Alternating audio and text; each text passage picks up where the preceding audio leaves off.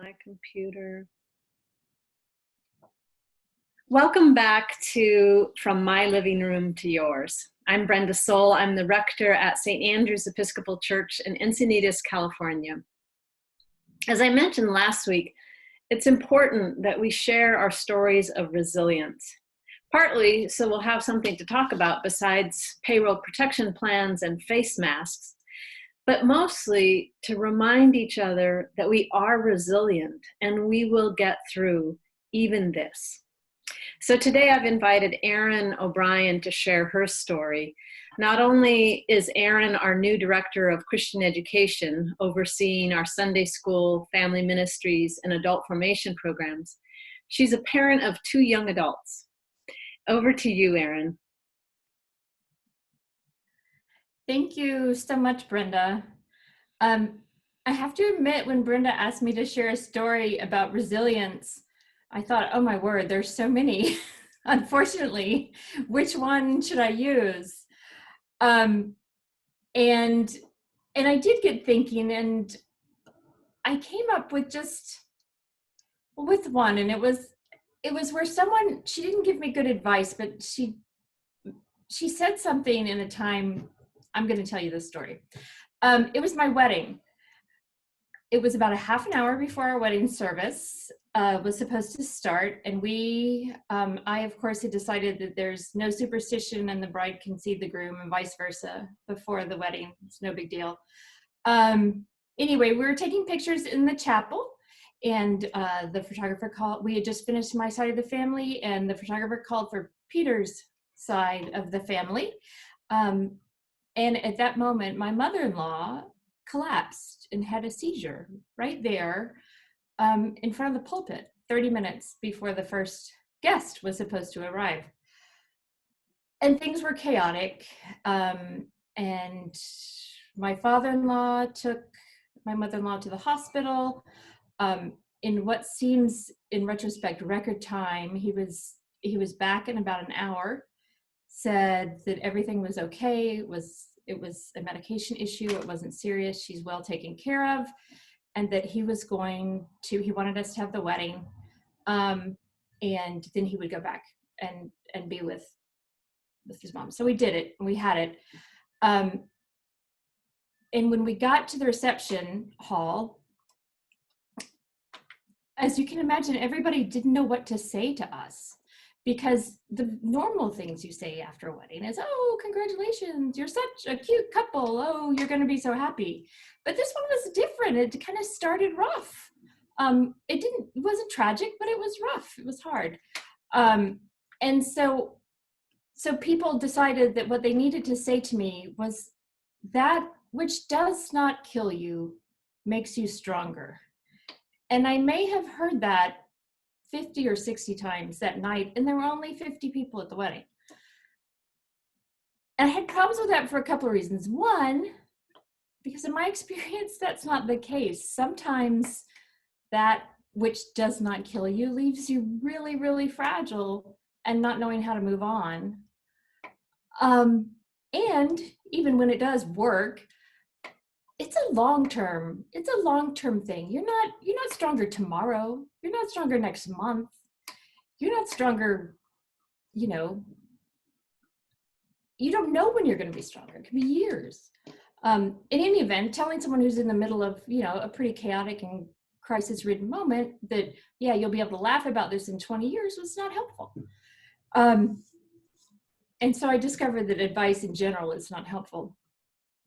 But I did have a wonderful person at my wedding. It was the priest who married me, Mother Pam, and she had stayed, and we were running an hour and a half late. So she had stayed even though she had stuff to do to talk during the reception. And she came up to me and she said, Erin, she said, I know this is hard. And it felt so good for someone to say, I know this is hard, because people have been trying to cheer me up all day. And for someone just to acknowledge this is hard and it's okay, was really a relief. And then she said, which was less of a relief, it may be hard for a while. It may be hard for a week or a month or longer. But I know you, and I know Peter, and I know you two can do this together. And I know you can do it with all the people in this room who are here for you. And she was, of course, absolutely right. I had 50 people who'd come all in from out of town. They were there for us. And she did know us, and she knew we could do it. And that vote of confidence, it wasn't advice, it was a good vote of confidence. And then she said something which I did not understand at all. She said, try gratitude. And that was all she said. And so I was still so comforted by the first part of it that I didn't really think about the second part of it. And then when, and this was in the 90s, well before the kind of gratitude cult came around. And then about 6 years ago, when Liam got sick, I actually thought back on that conversation I had had with her. And when you have a chronic illness in the house, it's hard.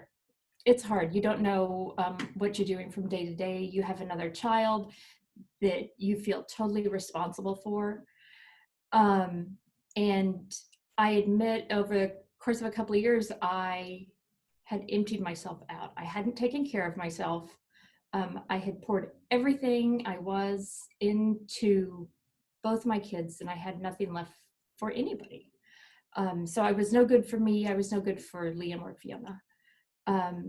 And so I took a step, and I remembered what she said, think about gratitude, maybe try gratitude.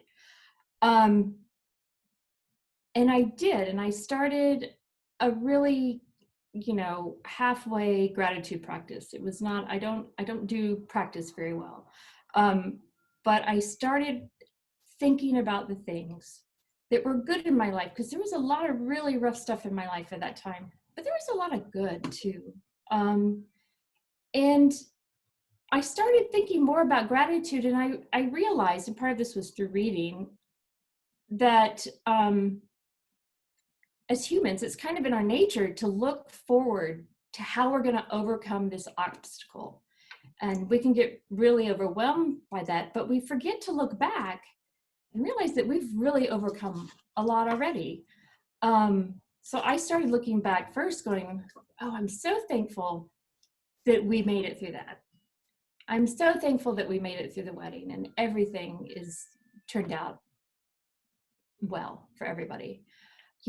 I'm so glad we made it through that tornado that I didn't think that we were going to make it through.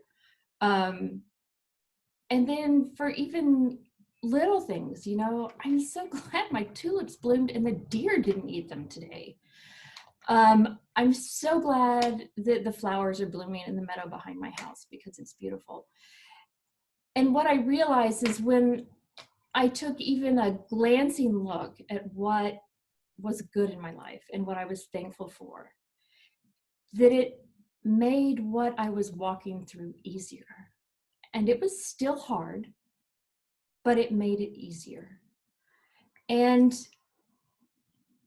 I feel, especially now, especially for parents with young children at home, you have so much on your plate. They have so much on their plate because they're trying to get through their own fear and anxiety, and they're trying to shepherd their own children through fear and anxiety in a way that reduces harm as much as possible. And it feels like an overwhelming task.